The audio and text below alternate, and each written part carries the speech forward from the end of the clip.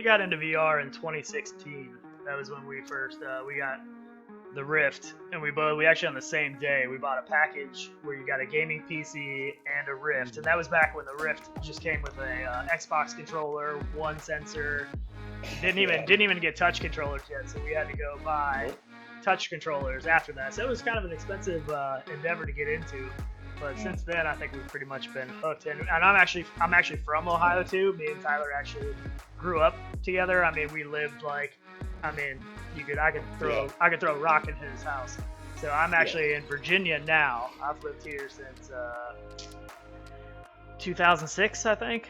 So, but we've always kept in touch with. I mean, I go back to Ohio quite a bit. He comes down here, but we've always kept in touch through video games. And it started. We went to school together in Pennsylvania, actually, and that was when my video gaming really started. We started playing a lot of Halo on the Xbox, and we did that. We did that all the time. So I mean, we would stay up all night playing Halo. So I mean, and then moving to Virginia, we play a lot of Call of Duty and Halo, and I don't even know what else back in the day. But then, so 2016, we got the gaming PCs and the VR, and then it just kind of went to a whole other level. Like now, instead of just hanging out playing Xbox, it's like we're actually hanging out. You know what I mean? Like we go into VR and we're like hanging out together. It's just a whole other level compared to what the Xbox thing is that we haven't even really hit the mark with the software side. Like I mean, if you look at Robo Recall, the graphics that they put out in Robo Recall and what it looked like in the CV1, and that was back when we were still running 1063 gig cards, and that looked amazing. You know what I mean? Like, right. But there's so many games that still don't hit that level of graphics and clarity and stuff. So I mean, if we can get everybody to that level, with the headsets we have now, I think there's still some potential there. Yeah, I think it's all about optimization with games. Right. Truthfully, I think our biggest step forward could be some type of, SDK or platform that Oculus pushes out, or somebody that they're basing all these games off of, because they're just so not optimized. And games that they put a lot of money into optimization, like Robo Recall, look amazing. I mean, Contractors, we've never had a problem running that. A lot of guys don't on lower systems, and that's a great visual game. Yeah, I have heard some people say they've had some issues with Contractors, but that's a pretty good looking game. You know what I mean? Yeah, for what it is. But Mallory, he runs a 1063 gig and plays Contractors. He has my old PC, so I mean, he never has really any issues. So right, no, I mean, it still runs good.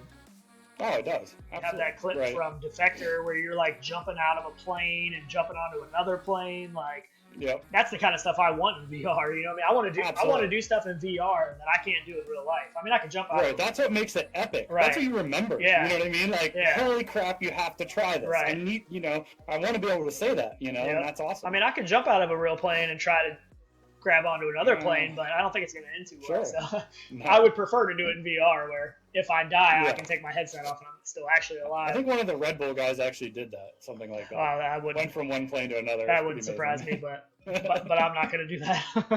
You never know. Maybe. I guess if I don't know, we could talk about the Force Tube.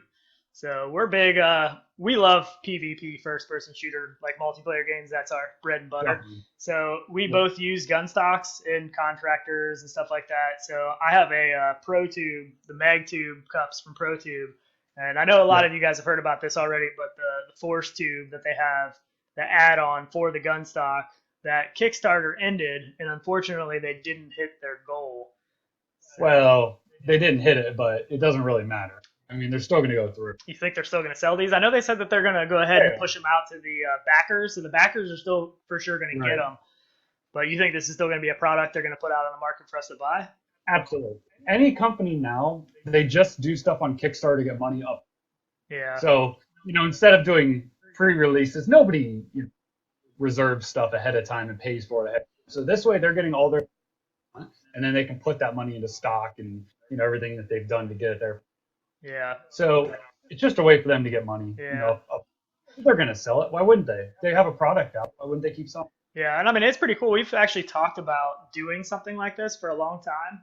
We have. Making like a force feedback to give recoil for guns and stuff. And this is kind of a little bit different way of doing it than what we talked about. It's similar, but I mean, it is pretty cool. I haven't tried this. Neither one of us have tried this. But if it does come out as an actual product, would definitely consider. Everyone's asking stuff off the bat, which I know fun. we're excited too because of hopefully the new headsets, getting dropped here. I know we're super excited about it. I mean, we've been waiting for F8 for a long time, and it's finally almost here. I mean, it starts Tuesday, guys. Tuesday. I mean, we're almost there. So, I know. Well, Kai was saying he already has a Rift S and doesn't see as huge of an upgrade maybe as he wanted. Oh, he already has a CV1, you said? Yeah. No, You said he already has a Rift S. Yeah. Oh, how does he already have a Rift S? Developer, maybe. Oh, what? But he's saying hold out for the Index, basically. Yeah. Which, that's a debate, It really is. Yeah, well, they're definitely will be strategically dropping their news about the Index on the 1st, which is still F8. So, yep. I don't know. I mean, I don't know. I just plan on going to buy the Quest and the Rift S and finding out what the Index news is. Maybe I'll not keep my Rift S depending on the price. I mean, really a lot of it's going to depend on the price of the Valve Index. True. I mean, if it's cheap enough to just buy, sweet. If it's something pretty expensive, maybe I'll sell some other stuff to get that if it's going to be worth it. Once we get some more specs. So. Yeah, that's true. For sure. Yeah, they'll probably drop the information on the Index Monday. Watch. Just to undercut by like a day. That's what they do. Yeah, maybe. I don't know. I mean, they said the 1st, I believe, so I guess we'll find out. This week's gonna be fun. I mean, I don't know how I'm gonna work this week. I don't know how I'm gonna accomplish that. I'm gonna be like checking my phone 24/7. I want to go to some stores tomorrow to check to see if I can find any boxes laying anywhere. One of the biggest weeks we've had with anticipation and people excited about stuff, looking up VR. I mean, I'm sure the terms of virtual reality have been searched a lot this past week compared to previous weeks. So. Oh yeah, everything. I mean, everyone's looking up stuff now with the Index and stealing the Thunder and all of it. And sword controllers. So I mean, hopefully we're on the edge of some mainstream exposure for VR. Like, hopefully it is really starting to catch on. It seems like, I mean, even if you look at the pre-order stuff, how quick pre-orders went for everything. I was shocked. I did not see that coming, honestly. Yeah, I agree. Actually, I missed out on the initial pre-order. I didn't have time. I was up on a lift at work, working in a shop. For which one? What's that? For which one? Which pre-order? For the Index. Okay. I missed the initial Index. I did end up getting it, but still, I don't think I got on first shipment. I'm not sure about that yet. So. I did hit the first shipment. I got in there, and everybody was having issues. So when I got in there, it wanted me to put in my billing address. So I put all my billing address in, and it wouldn't go to the next page. Like, it just would not move. So I kept refreshing it. I kept doing it. I'm like, oh my goodness, why is this not working? So finally it went through, and everything went through. I got the confirmation email, and that was the full bundle. I did get the full bundle because I didn't have the lighthouses already. Right now we're running CV1. So. Yeah, I didn't get the full myself, but I'm not too worried about that. I got the knuckles and the headset and stuff. Yeah. But it's crazy, though, because for me, going into F8, I planned on buying both headsets. I planned on getting the Rift S and the Quest. And that was both of our plans. Yeah, and with Index, that got kicked. I mean... In a sense, yeah. I mean, it was... Yeah. Our whole plan was to buy them Tuesday. Tuesday was the first day of F8. Like, that was our whole plan, was go out and buy a Quest and a Rift S, and we were going to figure out what we want to do with Index once that announcement got made the next day, is what it was supposed to be. It was supposed to be the 1st, I think, that they were supposed to announce everything. So our whole plan kind of got foiled, but, I mean, it did. And, I mean, we were super disappointed that we couldn't buy it that day, and I'm sure everybody else was. I mean, everybody on the forums, and everybody's been going crazy wanting to get the Quest and the Rift S on launch, which we thought was going to be the 30th, and that didn't happen. So I need to know if Paradise Decay is in the chat, and I did see him a second ago. Because I just wanted to show him this. Oh, don't make him jealous. Don't. That's I got my Paradise Decay cup in. I believe I was the first one to order this. So he put up some merchandise for his channel, and I was like, I got the VR Roundtable cup, and I told him, I need a Paradise Decay cup. So he got that up there, and I ordered it like right away as soon as he got it up there. So I'm pretty sure I have the limited edition Collector Series number 1. And the only problem is I haven't got him to autograph it yet. And I really want to send it to him so he can autograph it, but I know he won't send it back because he wants to keep it. You're not getting that back. He wants it. Yeah, so he is in here. I just wanted to make sure he saw that. That merch. Yeah, that's awesome. Oh, yeah. So it's pretty awesome, but I don't even know what I was saying. About games, man. Oh, okay. Cool games coming. Well, let's talk about lo-fi. Do you want to talk about lo-fi? I do. I mean, that was... So I think butter on my bread. It's good stuff. I think we're gonna go into the movie theater here. It's good. I was wanting to sit and watch it. And I should have the sound turned off on this, because this is just clips from our video that we put out. I just kind of cut up some stuff I'm going to talk about. So this area right here, when you go into this spot, like there's no UI built into the game. This was just to show character models and, you know, graphics and stuff. Make sure you do have this muted too, by the way. I recorded it with no audio. All right, good. But yeah, there's nothing planned. Out everybody. Yeah, for sure. So we don't have any audio, but I mean, the visually in this game is just amazing. Like, I mean, the lighting in this game is crazy. I mean, it's just the world, like just right here, like when you first go in, this is kind of where you start. And this is not in the game. This is just, you know, a little build that we got to go into to check out, and Paradise Decay did as well. And the world just looks amazing. Like, here's the gunshot, like shooting the gun in the shooting range. And like when you're in there, there's literally like this huge pulse of a blast that comes out from the gun. And it's almost like you don't feel it, but it's almost like you do. And the lighting here, like the reflections on that glass, and I mean, the lighting in the game is one of the big things that stood out to me. The reflection, the rain on the windows, that kind right of stuff, here, the little detail. Yeah, there. So I walk up to the window, and there's this crazy bright light from that thing over there shining in my face. I couldn't see anything, and then it went away, and you just see the raindrops running down the glass. Yeah, that's amazing. I mean, it's just. I mean, I just wanted to stay in there. I didn't even want to leave, and it's not even a game yet. You know what I mean? You see the Nintendo Power Glove thing sitting there. Okay. And when I first was in there, I didn't even realize that's what it was. Somebody in the comments said it's a Nintendo Power Glove. I was like, oh, that is what it is. Like, it didn't even click. I was just like so blown away by the game. I was just taking a bunch of stuff in, but so cool. I know there's a lot of Easter egg stuff in there. Yeah, there's a lot of stuff to look at. So I mean, I am super excited about this game. So I mean, it's just, I mean, going in there, the world is just amazing. You feel transported to a different place. I mean, you really do. Like, and it's going to be really easy to just get lost in this world exploring and, you know, gameplay. And one of the things I wanted to say right here when you first start out is, like, none of the characters yet have any UI. But, so I wasn't expecting any of the characters to move, and I went to walk away, and that girl was watching me. Like, her head followed me, and I was like, whoa, like, I wasn't expecting that. It's kind of weird, you know what I mean? Because everything was mostly stagnant. There I was dancing a little bit. But so I hit a button in the ship there, like the flying car, and music came on, and I just started dancing. I don't know. It's a lot of good music, though, too. And we talked about some of this on VR 365 yesterday. We were on there with Anthony, and we were talking about the spatial audio and the way they're doing some things with the audio. And I think they did a little bit in Technolust too. This is actually the dev from Technolust. This is Iris VR, and I don't know if he's going to be in chat or not. I don't see him in here yet, but one of the rooms you walk into the room and you hear music coming from the corner of the room. Like, you can hear exactly where it's coming from, and you walk back there and there's a boombox sitting up on the shelf. Like, and as soon as you walked into the room, you could tell exactly where the audio source is coming from. You know what I mean? So like, sensory stuff like that for me is huge. Like, the spatial audio in that, like location based, is unbelievable, because you have to trigger all your sensors in VR. And I feel like a lot of games now are just worried about, you know, environment and what you see, which is great and it needs to. But man, when you start adding in all these other elements, like the lighting coming in, spotlights, sound, the rain, you know, hearing the rain hit the glass and stuff like that, that's just unbelievable. Right. And I mean, it's the lighting in here doesn't even do it justice in the video. Like, I mean, you can never judge a VR game by a video anyways, and we all know that. Anybody that's been in VR, we know that. But that's the crazy thing. Everyone's commenting that this looks amazing flat.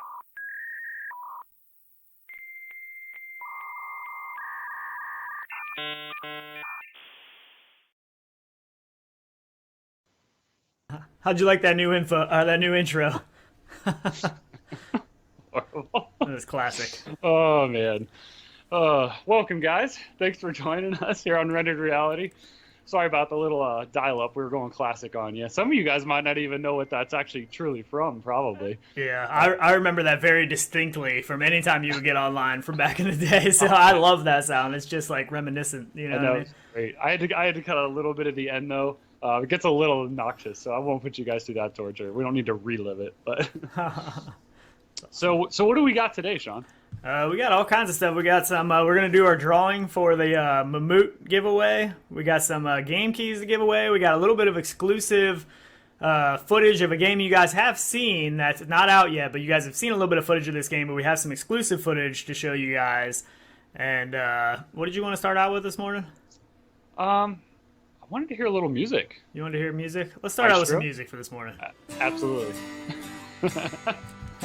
We've been wanting to play it. We missed it last time. We did. We wanted to play it last show. We didn't because it was right after the Quest release. So.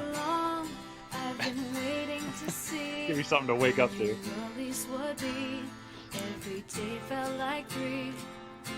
Now that it's here, I feel I could burst. I'll go get you day 1 on May 21st. Oh, Oculus Quest, you'll be the best. We'll wear you on our heads and we'll be free. No limit to what we could be. Oculus Quest. Oh, oh. I remember the day when I first heard the news that your name had changed. Goodbye, Santa Cruz. Soon we'll remember the good old days of fighting over release dates and Oculus names. One guy ate a sock and now he's read at fame. Oh, Oculus Quest, you'll be the best. We'll wear you on our heads and we'll be free. No limit to what we can be. Oculus Quest, no limit to what we can be. Oculus Quest. We really have no limit to what we can be now. It's out. We all have it. We've had it for what, 2 weeks now, I think. Yeah.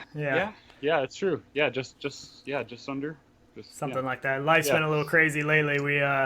So I accidentally switched back to the dial-up sound there for a second, but I'm used to where that scene is. I'm used to where that is. But anyways, I talked a little bit about how we were putting our house up for sale and buying another one, and we did that this week. So our current house went on the market, and we had a whole bunch of offers within 2 days, and we already have a contract. So I will be getting a bigger VR room studio here pretty soon. Hopefully, this room's pretty small, so this is the smallest room in our current house. So I am looking forward to having a little bit more space and having a bigger desk, because right now my desk is tiny because I only planned on having it for the PC to play VR games, so I have like no space on it. It's like a minimal desk, you know what I mean? So yeah, I don't have a really big desk either, but for VR, I mean that's all you need. I have a bigger desk I use behind me, but for VR I have it's another desk actually. Right.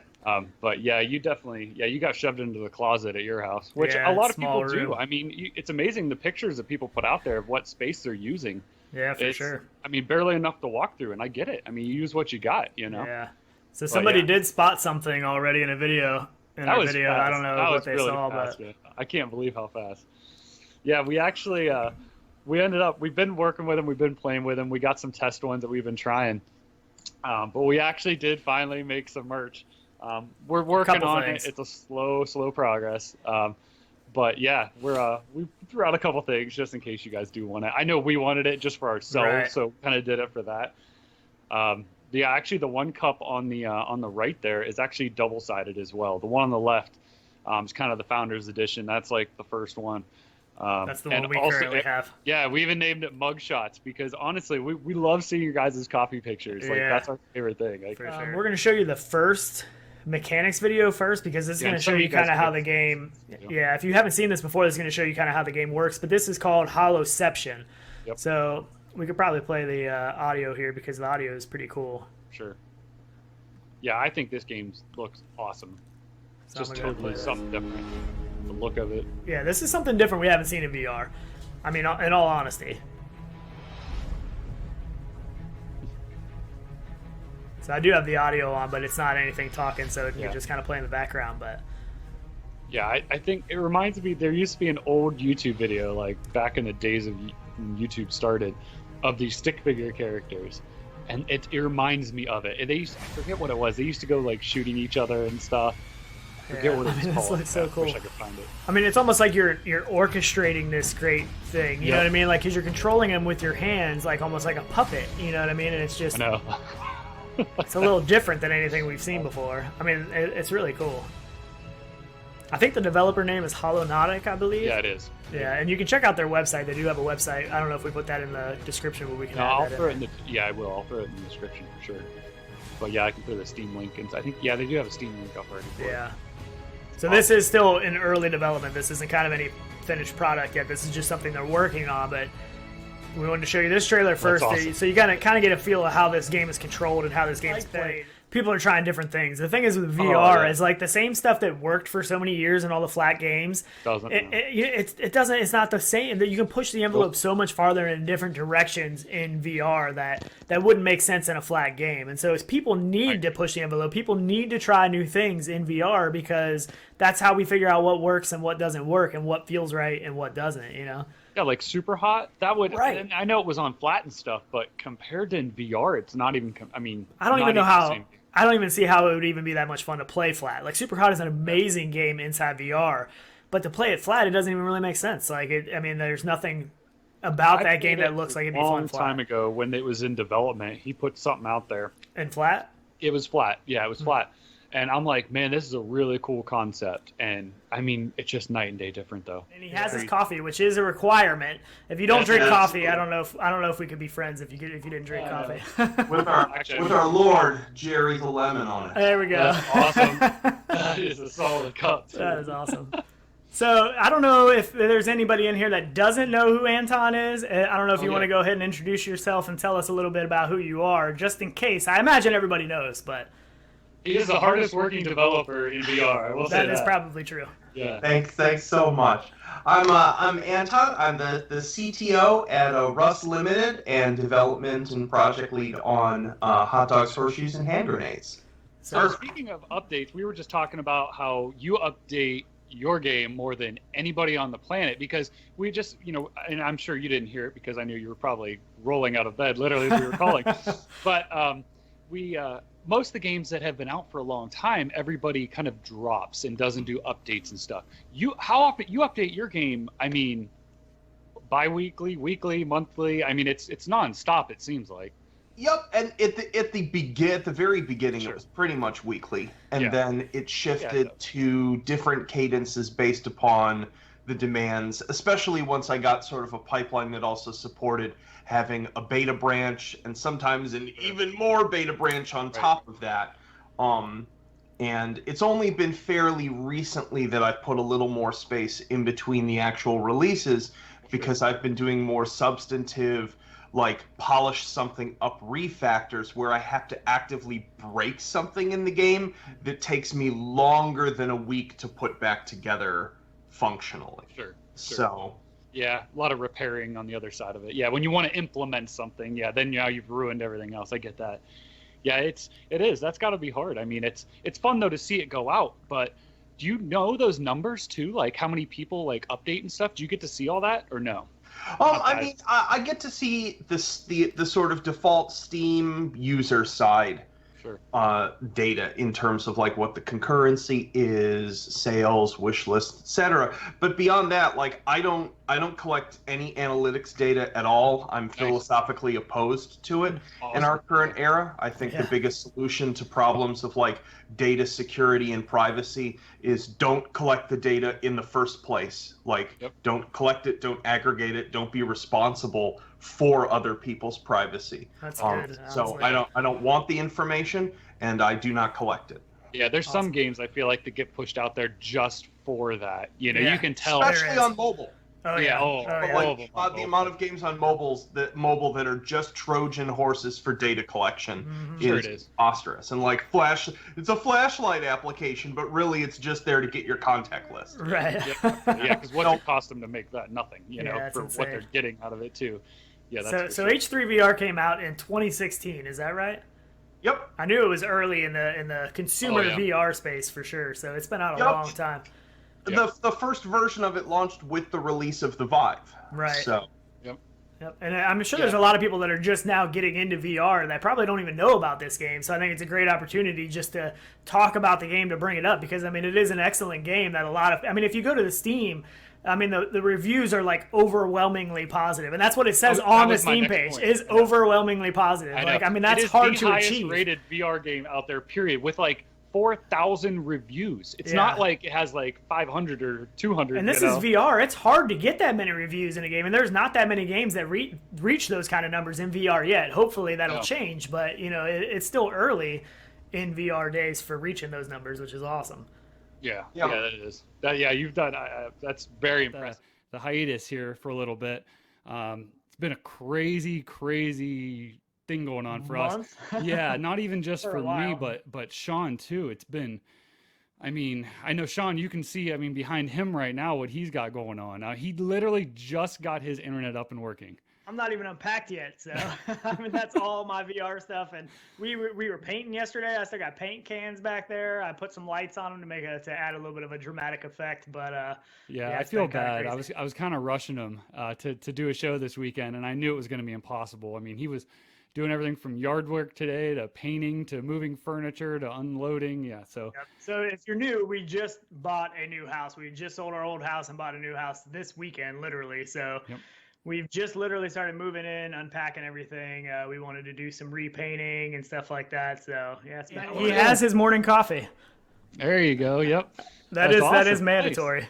Nice. Yep, it is mandatory. So when you guys were developing Ninja Legend, did you guys typically use one headset to test on? Were you guys using like a Vive essentially, or did you use we a had Rift? to switch up when we first started like targeting the Quest specifically.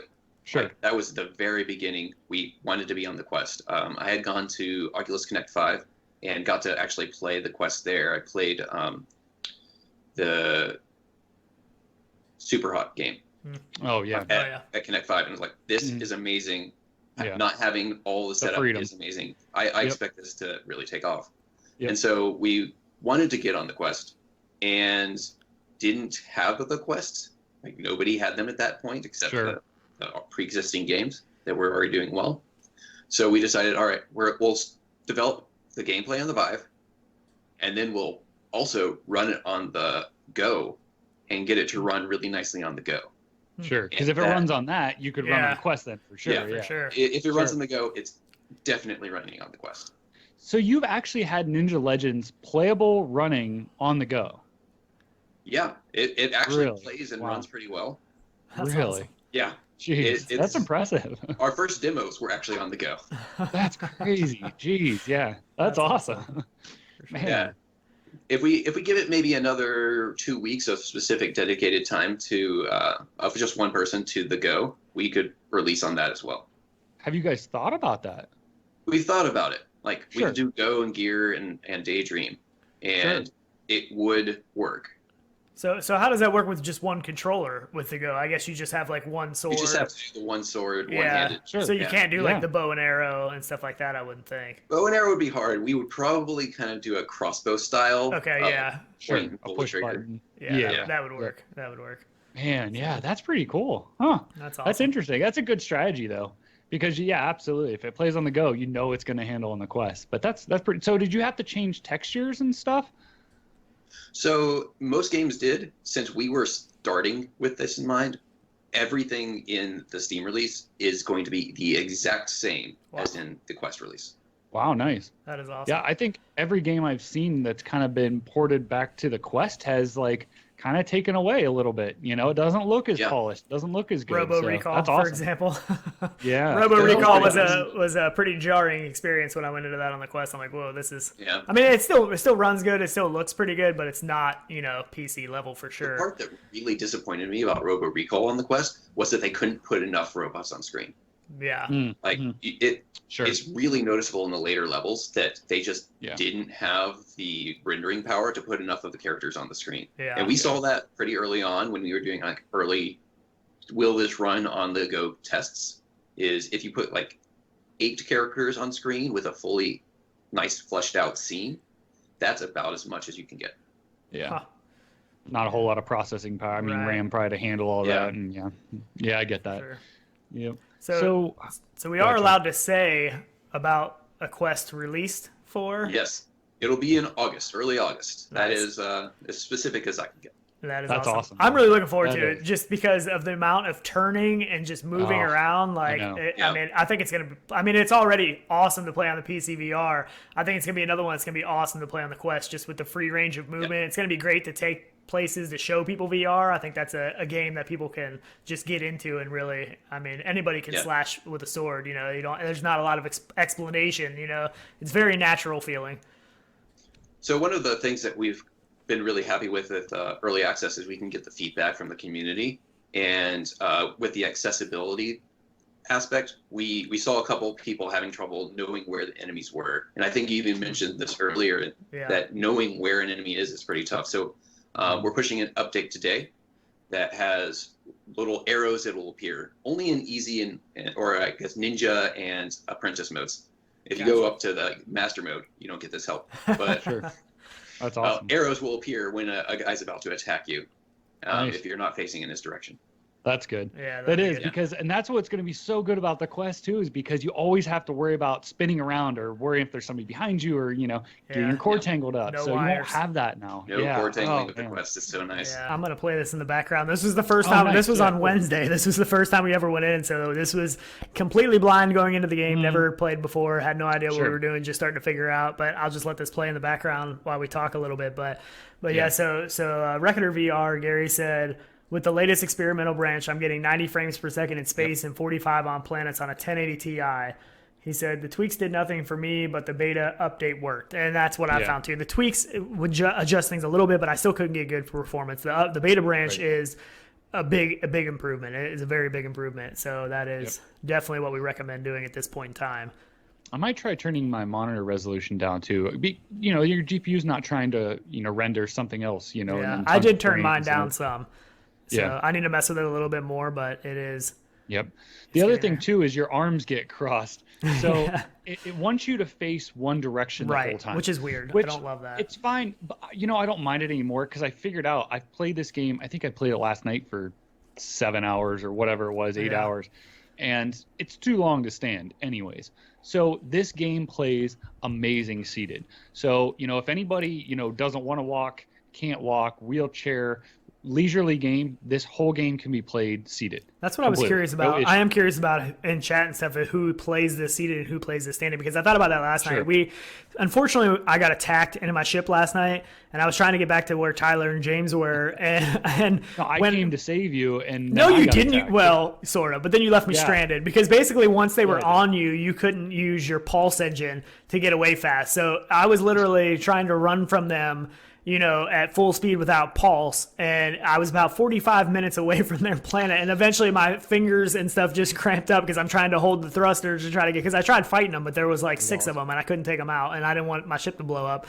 So, but I am curious to see who plays it sitting and standing. I do think that I want to, for now on, probably play sitting because this isn't a game that we... You were playing standing? I was playing standing all last night. Every time I've played that, I haven't played it seated yet. So it's been rough for real. Man. Yeah. So, because this isn't a game where you go into and you play for an hour. And like you said, it wants you to face one direction. So it's not like it wants you moving around. So there's no... it helps you to stay stationary if you're going to be seated anyways. Does it mess up at all going from your spaceship from flying to walking? No. I didn't know if you had to recenter So or do anything. My advice is just if you get inside a spaceship, you hit the settings, they're calling it B on the left controller, and then in your settings it says VR view or something like that, and you can hit recenter, and then it recenters you in the ship. You're good to go. Then when you get out, it's perfect. You don't even have to think about it. So. Yeah. Hey, I'm Blair. I'm the CEO and creative director of Iris VR Inc. We did Technolust. It's a launch title for the Rift. And we're working on Lo-Fi, which is for all PC VR headsets. I'm like an old school VR developer. I started at Rockstar like 23 years ago. Worked on the original Grand Theft Auto, like the top-down. Wow. Kind of. I didn't know that. I didn't either. Yeah. Grand Theft Auto. Yeah. Quarantine. A lot of like old PC games that nobody's ever heard of. Not people have heard of them, but just not this generation. Yeah, maybe. not recently. Yeah. That's awesome. Man, I actually didn't know you participated in GTA. That's pretty cool. So the company I worked for was called Game Tech, and then they were bought by Rockstar. So we ended up doing for the Grand Theft Auto, the original game, we made an expansion pack called London 1969. Yep. So I did like the whole London map and like all the sound for it and everything. It won a BAFTA for sound, but I didn't get it.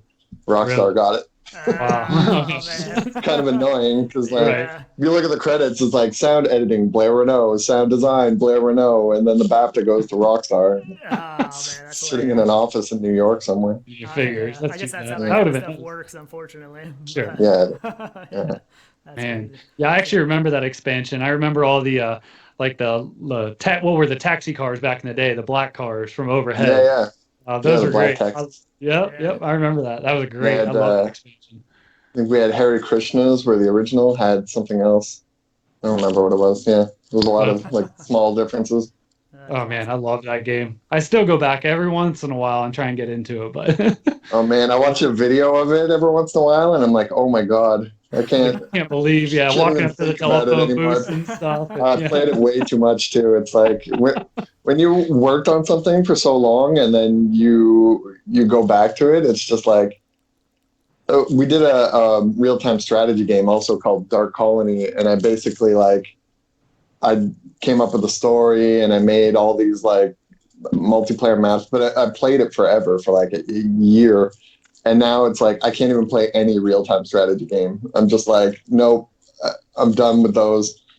I know how they work from the inside. I don't. It just stresses me out thinking about it now. Sure, absolutely, yeah. It's a totally different mindset too, developing on something flat overhead like that, and now jumping, this far ahead.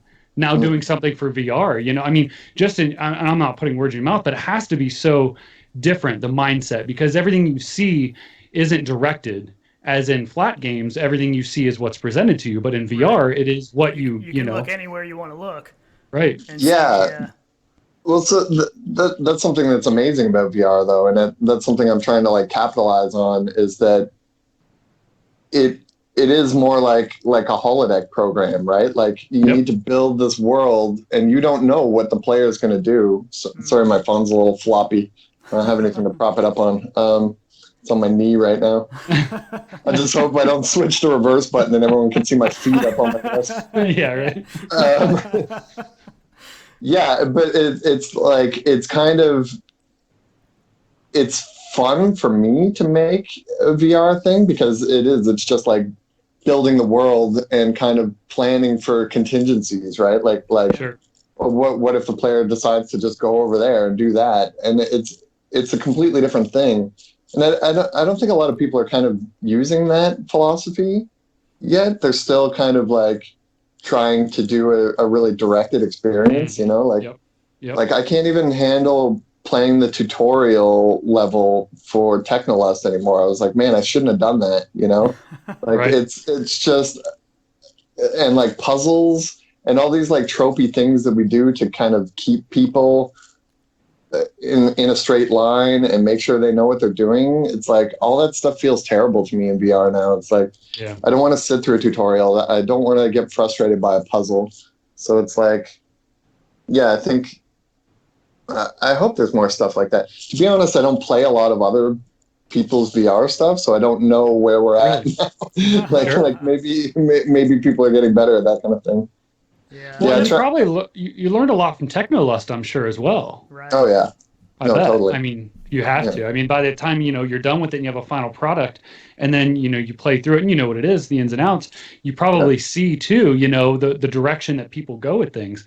Yeah. But yeah, you're right. With VR, there's so much freedom inside. You just want literal freedom to do whatever you want. Technolust was actually out before we even had touch controllers, so that game was actually built for a gamepad, and then later you added the touch support. But that's great. Yeah, and I get a lot of feedback from it too, right? And like even the really terrible like 1-star feedback, I'll take that to heart a little bit, because somebody will be like, oh, this game sucks. I couldn't figure out how to get out of the first apartment or whatever. And I'm like, yeah, you know what? Like I shouldn't have ever trapped you in the first apartment. It's like, I mean, like, I don't think the game sucks, but right. But like that's a hard statement to make. Yeah.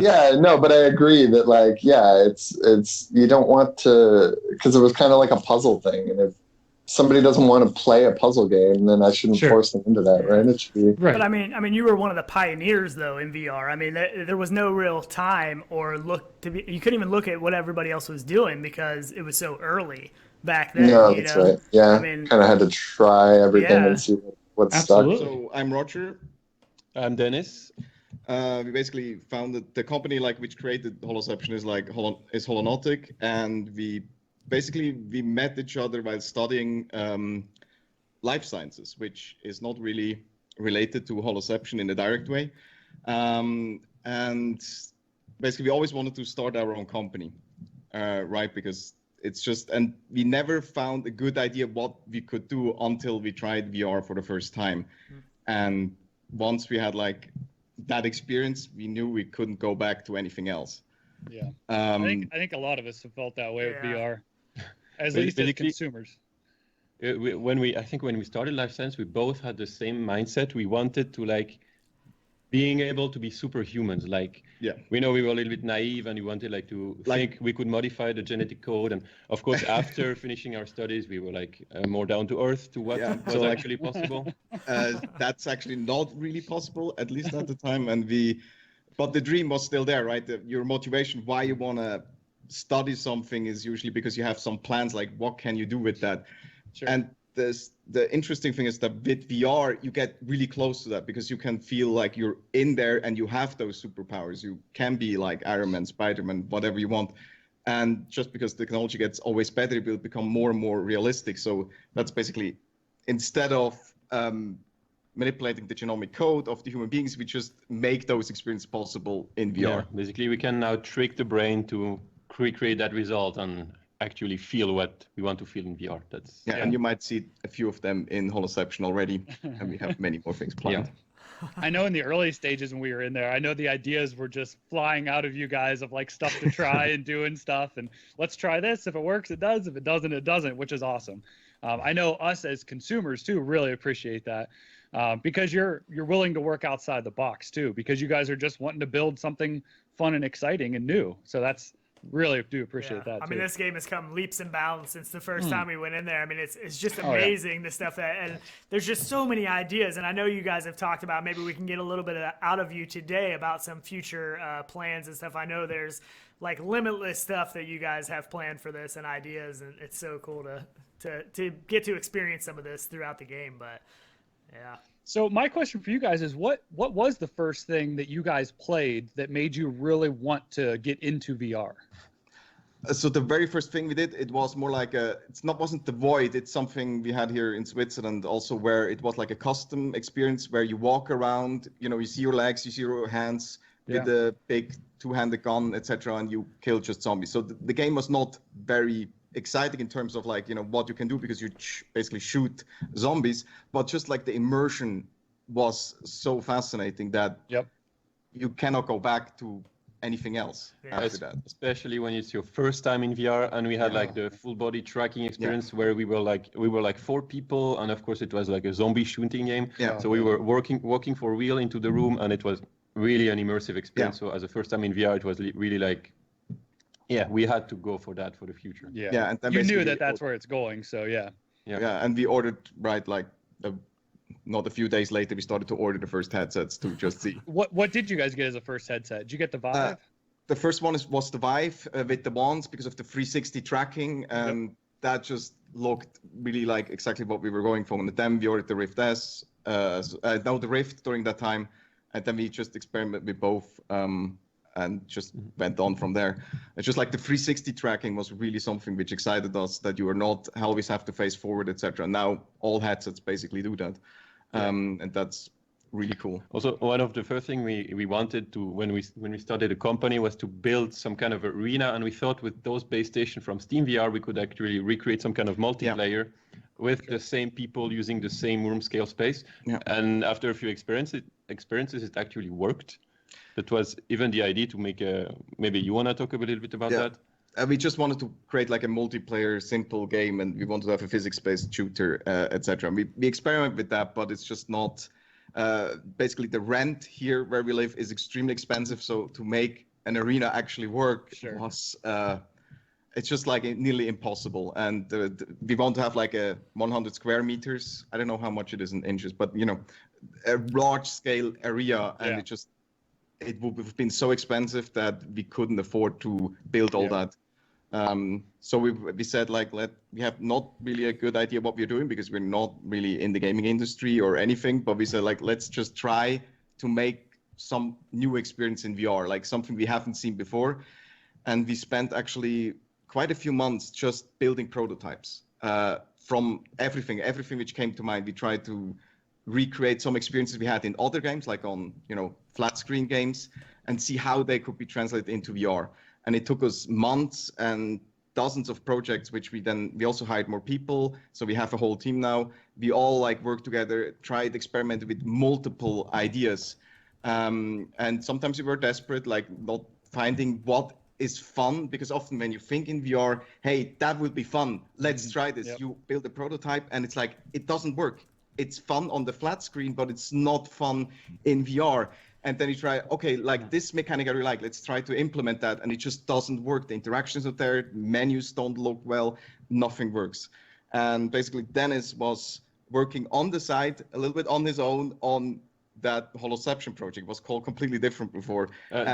Even the overall mindset of the company was always to like throw spaghetti at the wall and see what sticks. So we always made fast prototypes quickly, like in 1 or 2 weeks, and then we see and we let other people play, and we ask, it's always good to have feedback from other people and to know, is it actually fun? Would you actually like to go in VR to play a game like that?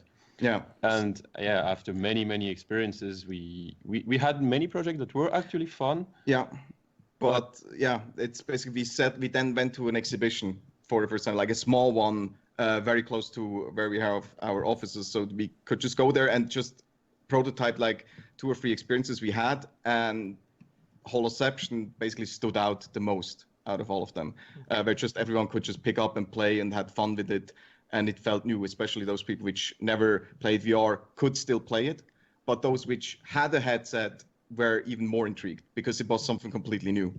And it was in a way rougher stage than even you guys played in the beginning. Yeah. But still, the basic idea was there. The funny part is that. Oh, sorry. No, our first experience with it. I know the second Sean and I both played it, we said to each other, "This is something we have never done in VR, and it's a total out-of-body experience, something that you couldn't even imagine." Which I'm sure even for you guys, it probably evolved. But I mean, it's something you can't. I don't know, put your finger on. It's almost like you're remote controlling somebody else's body, which is really cool. I mean, we've seen third-person games in VR before, where you're in third-person mode, but you're actually controlling a character that is mimicking what you're doing. It's definitely a completely different new idea that we haven't seen in VR before.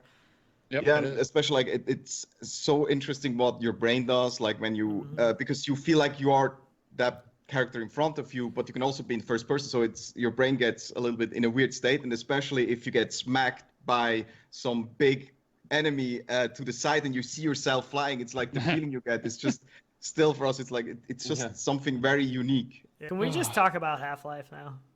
Wait, okay, before we stop, I just want to thank Valve and all the guys that have been working on this for making our VR dreams come true. I know they've been working hard on this. I really just want to thank them. You have no idea. I just want to start there. That's all.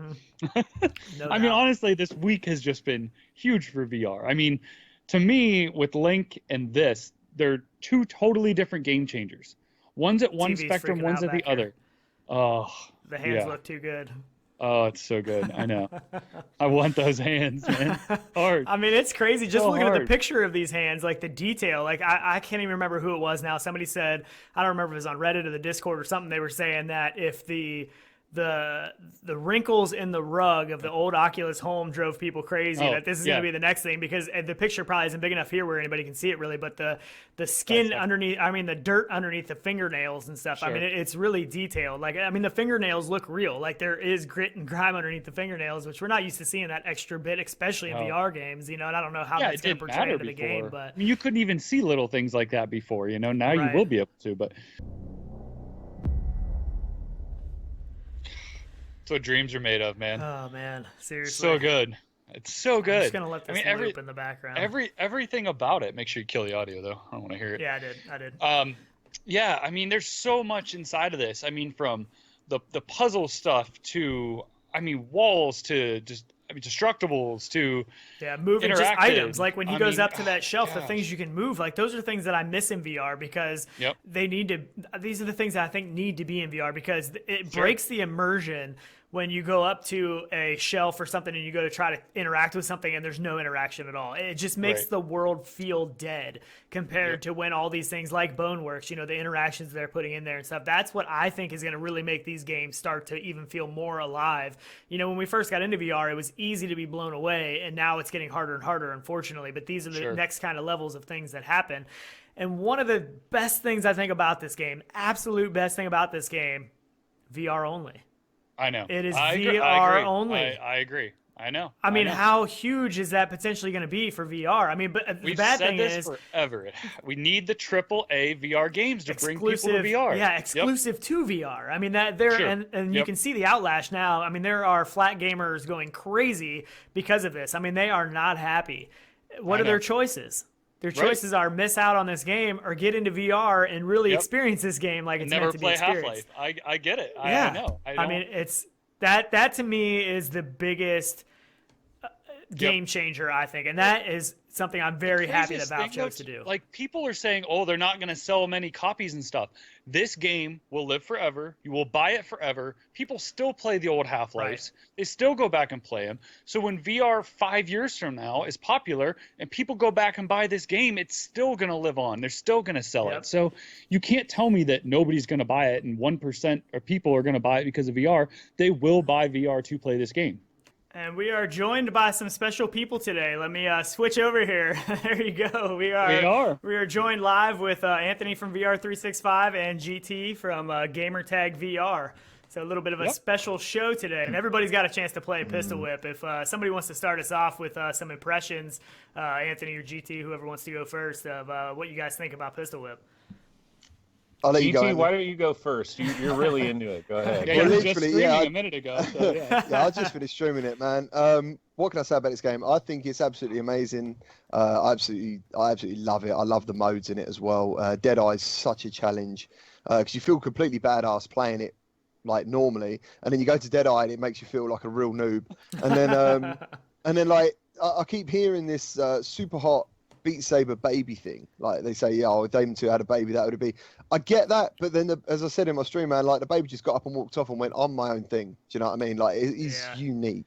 Xbox, we paid $60 for every single game, so I'm still happy with the $20, $25 price range. Still is pretty nice to me. But what do you think? I think Anthony always thinks I think the $29.99 is the ceiling, right? That's kind of what you always say. Yeah, well, there's like psychologically, I think there's different barriers, and I think once you do go over $19.99, like for some reason $19.99 became, $20 became like this standard, and it's like when we go above that, it's like, oh, you're going above $19.99, you better be doing something special. Right. But I think Pistol Whip, it has, like for me, it's a $5 hype tax is what it is. There's a lot of marketing 101. This is it, baby. This is how you market. Like they did a freaking fantastic job of like the entire unveiling of it, unwinding of it, getting it out to the right people. Yep. That trailer. Getting people to try it at OC6 and all that. I think they did a fantastic job of that. And they're taxing people maybe an extra $5, but this is the only time they can do that. And then they're going to have to come down, and there's a million sales all the time. And, so I think it'll work out fine. $29.99 would have been like, whoa, but $25 is okay. We talk a lot, so this might take us a little while still. But on that note, GT's gone. He don't want to talk about it. He said the Cosmos is the best. He said there's no reason to talk about Quest and Rift S. Right? No, don't say that, man. So on the thumbnail last night, right, he thought it'd be funny to give me a Cosmos with like a half coffee cup stuck up my face, and I was like, mate, you can take that away. Don't put me in that headset, man. Don't put me in that headset. Don't put me in the expensive average headset. Yeah, best way to put it. What's up, everybody?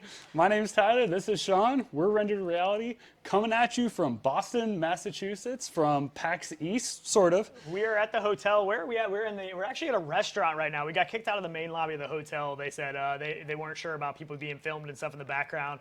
So they're like, let's find a good space to put you. So they put us in this really cool like room inside the. What is the name of this place? The Guild or something like that. Yeah, I think Rebels it's Guild. Rebels Guild. That's what it is. Pretty cool. So it's actually a pretty cool little spot. The lighting's kind of a little bit crazy, so the video quality of us might not be on par with what it normally is. But yeah, we had about a 10-minute setup time. Yeah, well, so we had all set up, and then we had to tear completely down, and then reset up in another security spot. Had to come get us. It was all bad. We got busted by so, security. Yeah. I mean, once they got the handcuffs off of us, and we were able to pick up our stuff, Right. I really wish you would have had the camera recording. That probably would have been the smart thing to do. Well, they kind of walked up, and they were like, "Are you guys recording?" And we're like, "No, we're just about." I mean, we were literally minutes, like seconds away from going live. We were just about to go live. So bringing VR into education as not just using a particular educational app, but holding class in VR is a really interesting notion, because that would bring back the face-to-face interaction.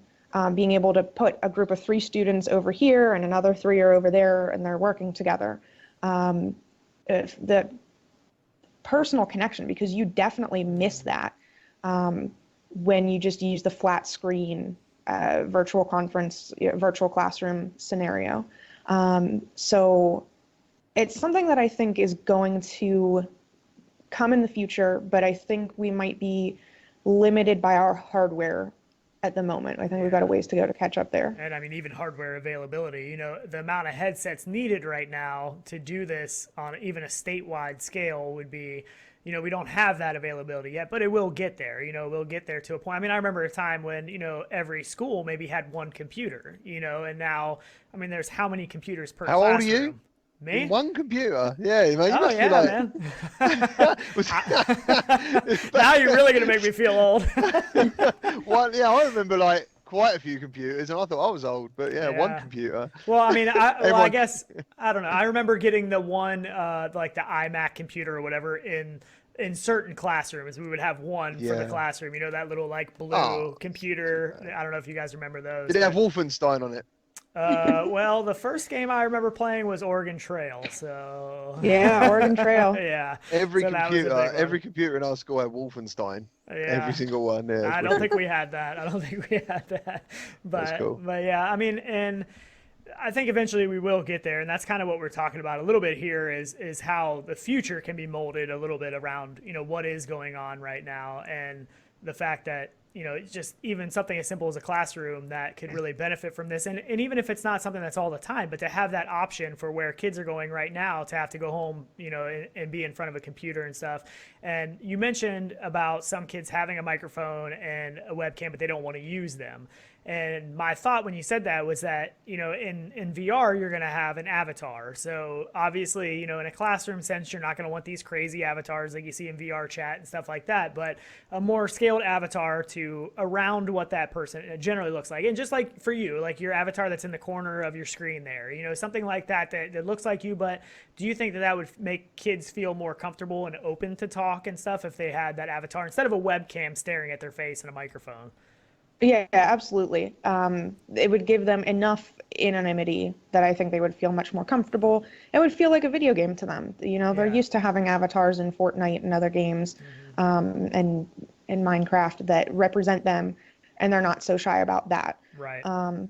So I think that would be a great help to have the face-to-face interaction without them having to feel like there's actually a camera on their face. Right. Yeah, because the other thing he's worrying about, if someone's not understanding something, if they're struggling, hiding that kind of emotion that would happen. You'd only see that really on a kid's face, wouldn't you? They would actually have to put themselves out and go, I'm struggling with this. That's a huge problem for us. Yeah. We have those students who are really conscientious. They're really dedicated learners, and when they have a question, they'll type it in the chat, or they will call me, or they'll set up a time to meet with me, send me messages. We've got lots of channels of communication available for the students, but for many of them, they just sit there and they maybe stare at the screen, and they're kind of passively staring, and they're like, I just don't get it, and they don't speak up.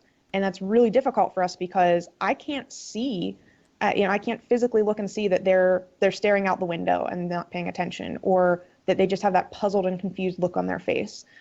So that is a challenge. And if we brought everyone into VR, it might be a little bit easier. Yeah, and even as the future, like the stuff that we've seen from Facebook with the face tracking and the actual expressions and all that stuff, I mean, it's only going to get better. But one thing that came to my mind was even the fact of bullying, in a sense, because if everybody has avatars, kids aren't going to get bullied because they can't wear the latest and greatest clothes. They can't afford those clothes and stuff. So, I mean, there's really, I mean, as we talk about this, it just seems to get, the scope seems to grow for me more and more of some of the benefits of this, It's huge. Yeah, like, I mean, it's huge. Actually. Because, I mean, even if this is like a state-funded thing, down the road, in the future, where just kind of like computers are, and you get, schools have computers, I mean, really, even a Quest isn't any more expensive than a computer. I was just going to say, that's where the Quest are coming in, and it is the all-in-one product. Yeah. Right, there you go. That's everything you need. It's got the Wi-Fi. It's got a keyboard you can use in there in VR, and yeah, man, it is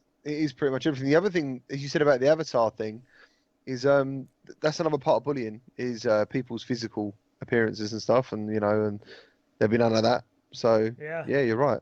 Yeah, you're right. And even like you said, the kids that would be able to speak up more when they don't understand something because they're not as afraid of. Well, I think it'd be standard just to like, when I think of this, I think of like Rec Room. So there'd be a gaming science teacher at the front of the class, traditional. Everyone would be in their virtual seats because you do click a button and you can choose the seat.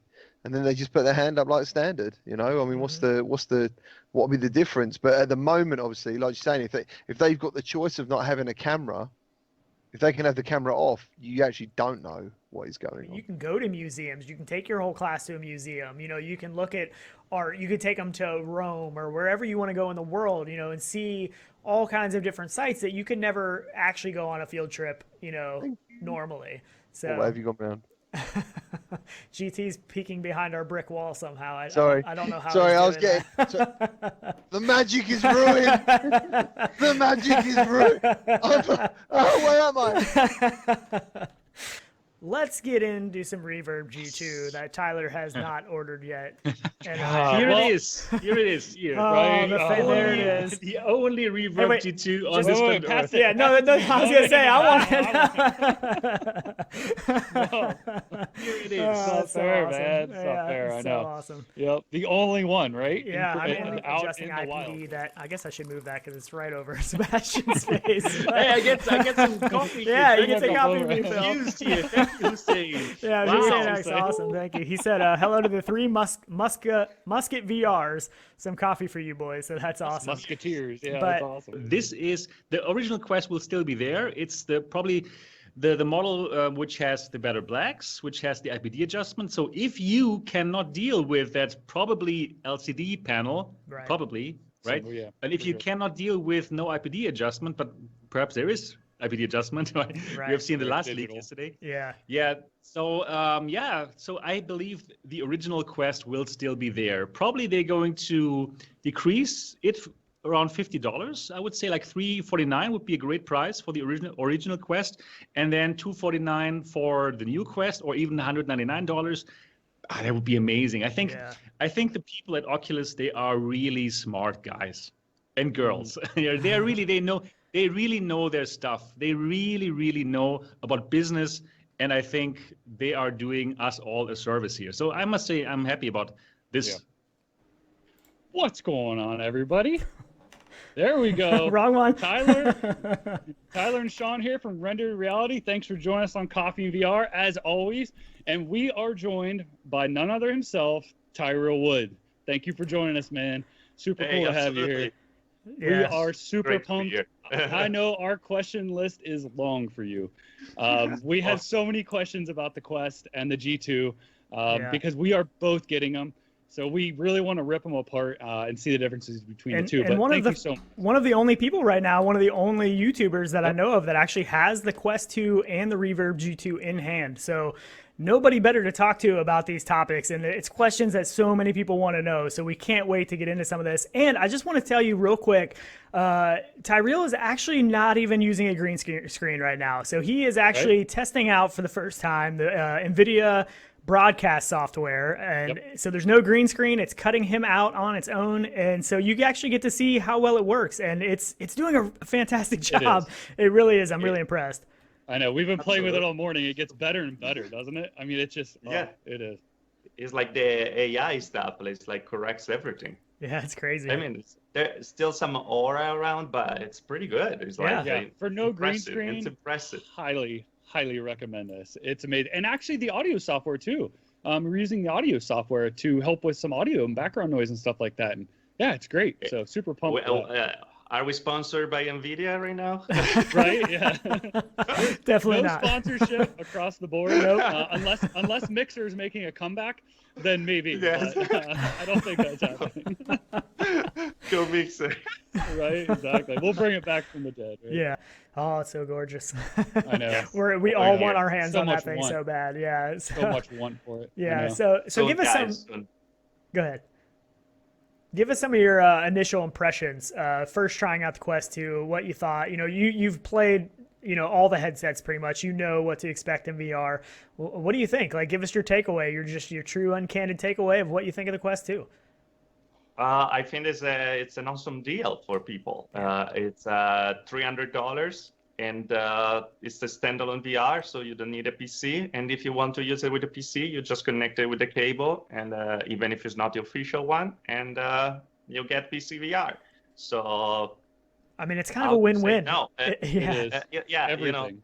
It's people can call me like any way they want and stuff, but I'm thinking with my own wallet. If I have to spend $300 and I have the most of everything together, I will spend $300 for the most of everything together. It's just me. So even in my review, I said, like, how can you say no? It's super cheap, and it gives you so much value. Yeah. It's not perfect on many stuff, but it's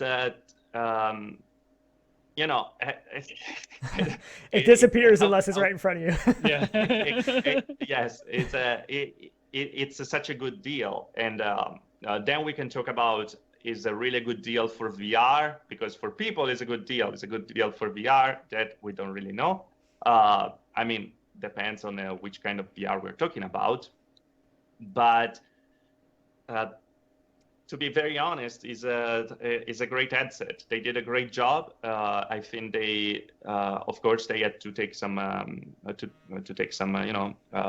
cut some stuff from the original Quest. But if those cuts gave us a lower price point, gave us a better screen, got us a better processor, like an XR2, it's like we are paying for phones with the Snapdragon 865, they're $1,000 more. This guy is the same processor of the Note 10 Plus, and it's $300. Yeah. Yep. And that's a screen, and there's lenses, and there's integrated audio, and there's controllers, and it's $300.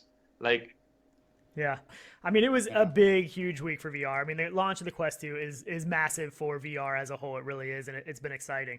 It was a little tough. It was a little tough for a lot of people, myself included. Yeah. Which we'll get into that too. But yeah, so what have you been playing, man? So thanks for that sub. For me, the first thing I went into, and I said it before, and I stuck to it with my original plan. The first thing I went into was real VR fishing, and it looked amazing. Right. It looked so good. I mean, the visuals in that game already looked amazing, and on Quest 2, it's even better than Quest 1. When I went in, I had lost all of my stuff, and I was level, the highest level you could go to, all my stuff, and I thought it would roll over because the cloud saves, and it didn't, and I was like, oh man, I don't want to have to start over. So I did message them on Twitter, and they were able to load everything back in for me. So awesome. Which they have been open about that. Yeah. That if anybody does have issues with that, email them and they will try and take care of it on their side. You just give them your Oculus ID and they can do a cloud restore. So shout out to them. Awesome dev team. I really appreciate that. I love the game. So I know what you went into first time, but why don't you talk about what you played for the first time on your Quest 2? Okay. So I'm just going to backstep just a little bit. So the day before release, right, the 12th, I thought my headset was coming not on release day, but the day after on the 14th. And I was really bummed about it. Was actually past bummed. I was pretty pissed off for a botched launch, let's call it. Yeah. And I was really pissed because I'm like, seriously, like you're gonna have yours. I don't want to hear anything from anybody else about, you know, their experience with it. I love to have that like newbie first time experience, opening a headset, trying it on, what the visuals are like without hearing anything really. So I knew that was going to be hard to do getting it the next day because everyone's going to be talking about it. Right. And the day of that morning, it said I was receiving it. So I didn't take the full day off, which I had kind of wanted to. I did come home early. Well, by chance, Pop One was having a play test about, I don't know, Right at the 5 time minutes you were getting after I got home. home. Yeah. So I ripped into my box, which because I knew I wanted to play Pop One for my first experience because we had streamed it the night before, right? So I was on an index playing it, and I knew this would be like easy comparison because I just played the game. It's fresh in my mind on another headset. And we got in, I got it, you know, opened up, charged up for a millisecond, and got in. And yeah, I mean, I got into it quick, set up super simple and easy. I'd already linked my Facebook stuff, so I knew I didn't have to. And yeah, man, I don't know. It was amazing. Now, there aren't graphical improvements in the game, obviously, we know, because Pop One is the same across basically from Quest Mobile to PC version. So I wasn't gaining anything of that. So it was an easy comparison to see. And I thought it was beautiful. Yeah. I mean, there's no getting around it. I mean, the ASW doesn't kick in. You don't see any, you know, imperfections in the screen or screen door effect. Yeah, the resolution is great. I mean, that almost 4K resolution, you know, 2K per eye, it looks really, really good. And when I did do some stuff with Link and Virtual Desktop and stuff too, and man, it looks really, really good when hooked up to a PC. And I think, like we've talked about before, the Quest 2 is going to continue to get better. You know, it's coming out of the gate at 72 hertz, other than experimental features in the home and web browsers and stuff. And eventually, a lot of games are going to see 90 hertz. Eventually, a lot of games are going to be, I mean, we're already seeing a ton of games that are being updated to take advantage of Quest 2, you know, higher shaders and resolution and, you know, all the textures, all of that stuff. And it really, like, I've went in, just hopped into a lot of games just to see the differences, you know, like Red Matter and stuff like that. And I mean, it's getting closer to being able to be hard to tell between PC VR and Quest 2. It really is. There's still a line there. There's still a definitive line, but it is starting to get blurred. I mean, there was a clear difference from being on a PC VR game to a Quest 1 game, right? I mean, it was like night and day difference. Yeah. And now it was it's like a phone to a console before, you know what I mean? Yeah, and it is getting better. I mean, I was already impressed what they were able to do with the first Quest. I really was. And the Quest 2 is just, man, it's really getting a lot better, and I think it's going to continue to get better. They're going to continue to improve it. It's going to get better and better as we go, and it's been an exciting week. I mean, I took the whole day off Tuesday for the launch of this thing, basically, and I spent all day just playing around with it. You know, I tried the regular strap, I tried the Elite strap, and like you said with the shipping, I was super bummed because I ordered the Elite strap and the regular, both Elite straps from Amazon, and then I ordered an Elite strap with battery from Oculus with my Oculus order. My Oculus order didn't show up till the next day. So I ordered the second that pre-order went live on Oculus.com. I know, and man. I still didn't get it to the next day. Like, they totally screwed that up. Everybody that pre-ordered from Oculus, they should have had that day one. They should have had that on the 13th. The movement system, you know, the fact that you can climb anything. You can climb to the top of a tower, and then you can just jump off. You spread your arms out, and you can wingsuit, anywhere you want. And it is... The feeling. Yeah, it is a lot of fun. So that movement style alone is just something that's a little bit different, you know, than what we're used to. I'm hoping that my controller doesn't give me shit. Yeah. Because I might be, maybe I'll switch to the index sooner than I planned on it. Yeah. All right, I have the be-all, end-all recommendation. If you're having issues with stuff, you may or may not be able to find it, but you know, you travel a lot, right? I mean, for fights, for recordings, for everything. The new headset, the Quest 2, it is unbelievable, and you need no PC now to run it. So you can literally take that headset with you, connect it to Wi-Fi, even if you wanted to, and play. Yeah. Are you serious? It's unbelievable headset. They have them at Best Buys if you can find them right now. But they are. Wait, incredible. I'm confused. But I need sensors and stuff to bring with me. It's all built in. Yeah, if everything. You're seeing the video now, we're going to show some B-roll. Hold on, now you're blowing my mind. We are going to blow your mind with this. Wait a minute. Now I could use that at home too, or no? Yeah, you can use it. Then why would I need the sensors? Well, that's kind of the older technology now. Right. But better the host to include unlimited time. Okay, sorry. So that's the original tech. When we first started getting into VR, you had the CV1 with the external cameras. You had the HTC Vive with the base station tracking, and that's what the Index does as well. So that's going to be some of the best tracking you're going to get is the outside-in tracking. But now everything's starting to move to a simpler setup where the headsets actually have cameras built into the headset that do all of the tracking for you. So there's no need for external base stations. And the Quest 2, it runs off a completely mobile processor. So everything you need to play is built into the headset. You can play Population 1 on it. You can download that straight onto the headset. You don't need any PC required. But if you want to play PC stuff, like with Standout, you can plug it into your PC, and then you can play Steam games and stuff like that as well. If I wanted to use that portable one that you just said, that's an Oculus one? Yeah. Yep. Now, if I use that and I travel... Oh, yeah, you can see it. How do I... wait, now I'm confused. Yeah. Now this really sounds like Ready Player One. Yeah, it is. We're at that point, man. We're there. Yeah. I could take that with me with the controllers, obviously, and what do? I just fucking take it out and it's the computer itself. I gotta plug it in somewhere. Nope, that's it. You take it out and you stick it on your head. Come on, man. Yeah, no joke. Yeah, you guys gotta text me after this and let me know exactly what this is. Yeah, because fucking Christmas is coming up. Yeah, that's right. If you have a good Wi-Fi connection, connect it to the Wi-Fi, and you can play the games online and everything. You can play your PC games. Where you just standing up in your hotel room like the kid in his van in the fucking movie? Yeah, you got it. Yeah, I mean, you really can. In a van if you have this sounds very trippy. Yeah, and the nice thing about it is so this is the second version they've done of this headset. So it now has almost 4K resolution. So it has really good resolution. I mean, you're completely wireless too. So you're used to playing with a wire hanging off you. You know what I mean? This is out now. This is out now. It just came out a couple of weeks ago. Yeah, I think 3 weeks ago. Yeah. Let me tell you what's great about this. So good. Is I got 2 guys fighting in December in Vegas. So now with this whole COVID thing, I don't know if you guys been traveling much. No, unfortunately. It's quarantine city. Yeah. It's not like, oh, I'm going to Vegas. Cool. Yeah. No. Right. I mean, I'm going to Vegas. I might as well be in Guam. I'm not leaving nowhere. You know, you stay in a hotel. Once you get tested, like for instance, I just went to Abu Dhabi for Fight Island twice in like the last couple months.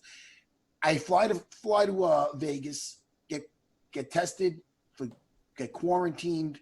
Then we get on a chartered plane with all tested people, 15 hours to fucking Abu Dhabi, tested again, quarantined for 48 hours. I spend a lot of time in a goddamn hotel room. Yeah. There you go. So this this is going in my fucking carry-on for sure. And the cool and it's part small is too.